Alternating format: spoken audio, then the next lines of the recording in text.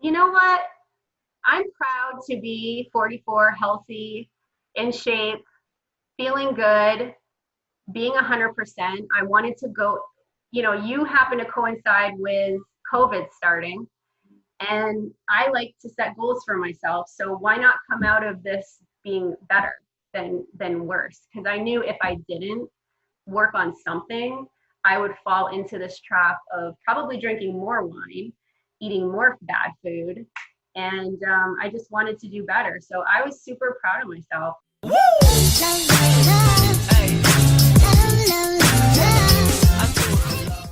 Hello, my honeys, it's Emmy. If you're new to the channel, welcome. My name is Emmy. I'm a nutritionist and the creator of the Slim on Starch program, where my clients lose anywhere from the last few pounds to way more than that. I feel like my camera is getting lower. All right, I'm back. Hi, honeys. You already got the spiel, but if you want to work with me and my team of a mindset coach and a nutrition coach that are also registered dietitians and therapists by practice, then you can go to healthyemmy.org, or you can click the link that is in the down bar. Also, make sure that you hit subscribe, turn on that notification bell so that you can be notified every time the freshest news on plant-based weight loss is coming at you live, honeys. So this is part 2 of my interview with my client, Tammy. And if you haven't seen part 1, it's linked below, but Tammy is an absolute rock star. So make sure that you check out part 2 linked below. Now, Tammy is going to be talking about a few things that are really going to benefit you if you are in a relationship with somebody who is not on this whole vegan, plant-based, whole foods diet type of thing, and if you are a traveler. And if you're a people pleaser, because Tammy is all of those things. In a relationship with somebody that is not a vegan, she's on the road all the time, she's a business owner, she owns 3 businesses, and she's a people pleaser. She's such a sweetheart and never wants to make people feel uncomfortable. And we're going to talk about all of these things and how she navigates all of these situations and does so seamlessly. And this wasn't always the case because, we work together. And so she came not knowing how to do these things. And now she's going to be able to give you advice. And if you struggle with these things too, give you some inspiration that there is another side and there is hope for you to get on this whole foods plant-based diet and lose the weight. And we also talk about the wine habit that Tammy noticed that she had. So without further ado, you want to see Tammy, let's get to part 2. Now, what I want to talk about is your relationship with your husband, because he's not vegan. And I know that's something that's really difficult. And also on top of that, you guys are always traveling. And so it's kind of like your environment is setting you up to not be on this whole foods plant-based diet. And it would be a heck of a lot easier if you could just eat whatever was on the road. Can you give us some tips, some advice, how you navigate that? Yes. So one thing is I do always cook when I can.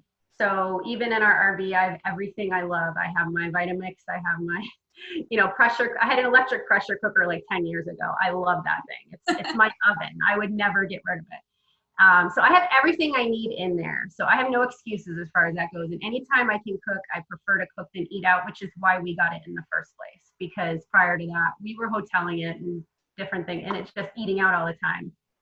It didn't work for me. And but yeah, when I started the program, we kind of got like right off. He wasn't 100% on board, So I said, but he knew it was important to me. So he said, I'm going to support you by not making it difficult for you. I want you to, do it. But I don't know that we're going to talk about it much.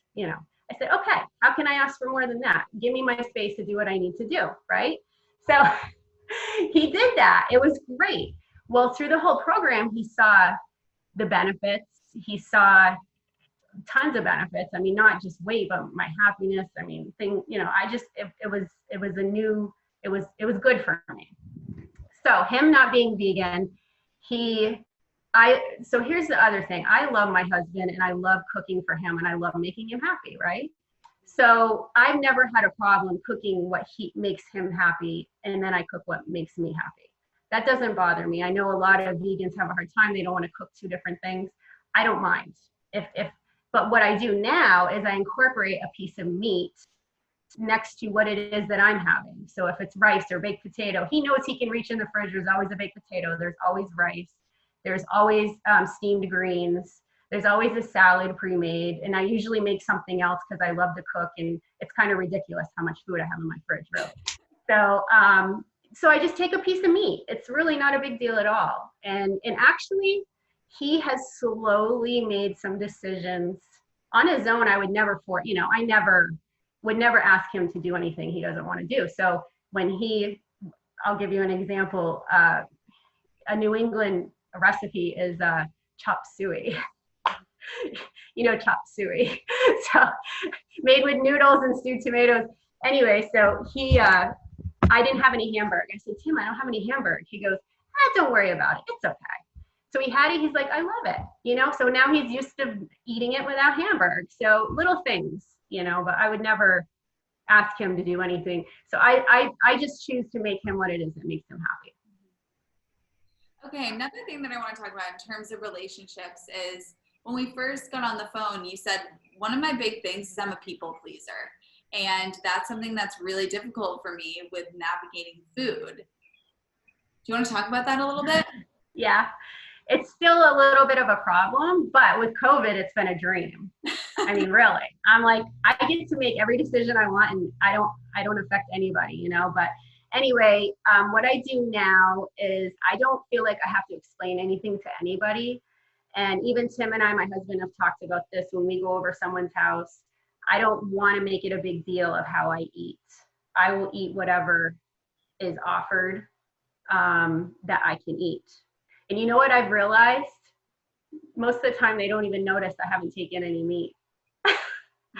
So I don't talk about it unless somebody asks me or interest of theirs. And I just do what I do now.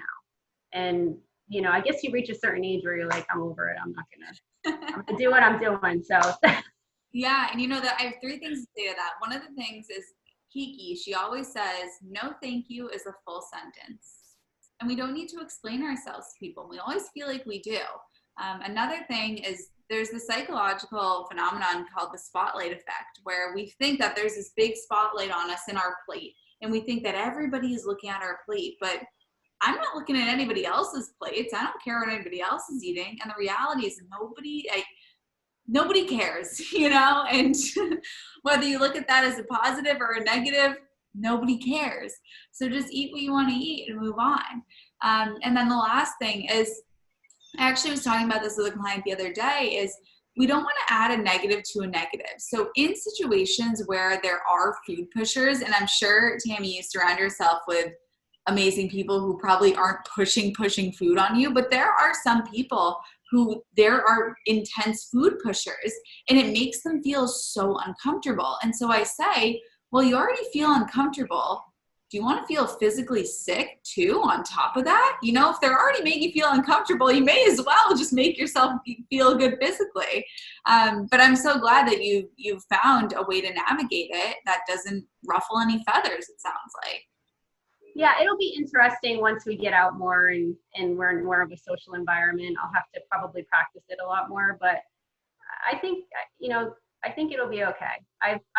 One of the things that helped me that you said is relationships. And this was a big thing for me before. Food was very social. Food, wine, everything was very social. But it's not about the food and the primary foods. That has helped me.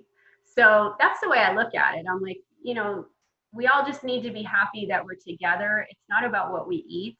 And if somebody wants to push it, I guess I don't want it to go there, but I guess, you might have to, I don't know. We'll have to deal with it when it happens, but I hope it ends positive. I hope so too. Gorgeous. So let's talk about another thing that I know people are going to want guidance on. Everything related to the wine habit. The wine habit. So I knew I had a wine habit. And it was easy, by the way, when I started your program, it wasn't difficult for me. I knew wine was going to be one of those things, you just know you can't drink alcohol and lose weight typically. So I knew that. I stopped drinking it, and it was okay. And with COVID, it worked out perfectly for me. So I can't complain about that. But what I discovered through it was there were moments when I was a little bit stressed, or when the end of the day at around 4 or 5 o'clock, which was my time, after talking to Coach Kiki, I realized this was a habit that I had formed. And I thought, oh, and so we talked about it. Why a habit? Well, it's not really about the wine. I mean, you could put anything in a glass, okay? But it was about the relaxation. So she helped me understand that relaxation can come from so many other things. And chamomile tea is one of them. So I thought, tea, wine, I'll give it a shot. But what I did was I chilled it. So I basically brewed it, chilled it, and then put it in my wine glass with ice. It gives me the same relaxation.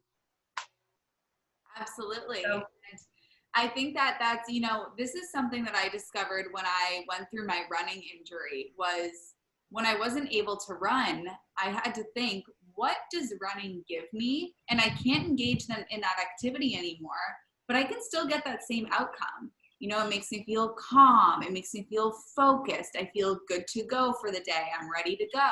So what other activities can I engage in to get that outcome? And that's exactly what you did with the wine. You knew you wanted relaxation, and so you just changed the activity in order to get there, which is fabulous.